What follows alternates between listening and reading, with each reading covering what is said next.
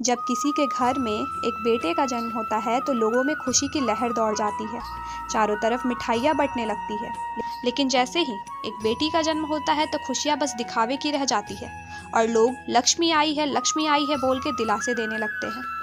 माना कि बेटी को लक्ष्मी का दर्जा देना बहुत अच्छी बात है, किंतु सिर्फ बेटी के जन्म होने पर ही उसे लक्ष्मी क्यों कहते हो?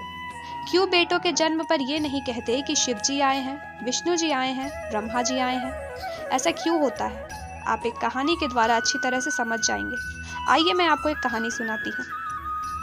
एक परिवार जिसमें कुल 4 लोग थे और वे लोग गौपालन अर्थात गाय को पालने का कार्य करते थे। उन 4 लोगों में 2 बुजुर्ग माँ बाप तथा उनके 2 बच्चे थे और वे दोनों लड़के थे। बड़े बेटे की शादी हो चुकी थी और उसकी पत्नी गर्भवती थी।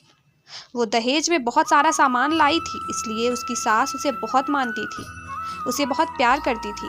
चूँकि वो लोग गौपालन करते थे इसलिए उनके घर गायों की भरमार थी। उनमें से ही एक गाय भी गर्भवती थी। बहू तथा गाय दोनों के गर्भवती होने की खबर से पूरा परिवार खुश था। अब दोनों के प्रसव का समय नज़दीक आ गया था। कुछ ही दिनों में उनकी बहू की प्रसव पीड़ा शुरू हो गई और उसे अस्पताल ले जाया गया।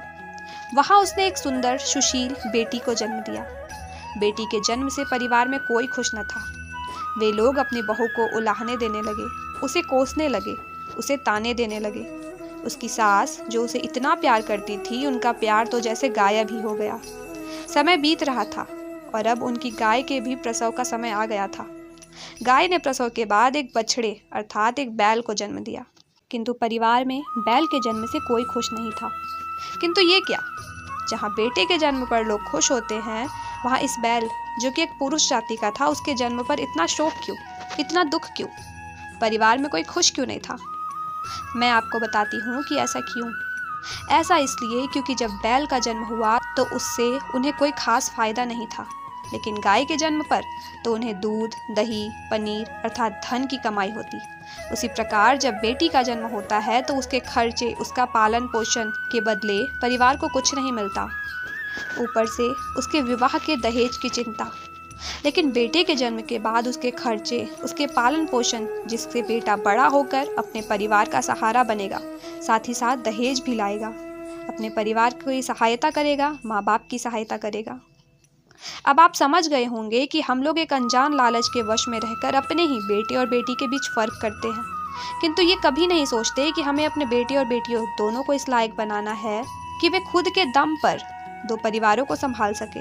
हम अपनी बेटियों को संस्कार के नाम पर डर देते हैं, उसे बाहर जाने से रोकते हैं, ऊंची आवाज में ना बोले, इस तरह के संस्कार उसे सिखाते हैं। किंतु इसे संस्कार नहीं कहते। संस्कार तो है बड़ों का सम्मान, बड़ों का आदर, लोगों की मदद करना। और ये संस्कार सिर्फ बेटी ही नहीं, बेटों को भी चाहिए। किंतु हम क्या करते हैं? हम अपनी बेटियों को संस्कार के नाम पर डर देते हैं, उसे उसके जीवन के अधिकार से उसे वंचित कर देते हैं, उसे इतना डरा देते हैं कि उसके मन में अपनी सफलता, अपनी सपनों की बातें उसके अंदर ही खत्म हो जाती है। हम अपने बच्चों को कभी किसी गरीब, लाचार की मदद करना सिखाते ही नहीं, उनके सपनों की उड़ान भरना उन्हें सिखाते ही नहीं। संस्कार के नाम पर हम अपनी बेटियों के पंख ही काट देते हैं। उम्मीद है आपको ये वीडियो पसंद आया होगा। हमें इस भेदभाव को ख़त्म करना होगा और शुरुआत अपने घर से ही करना होगा।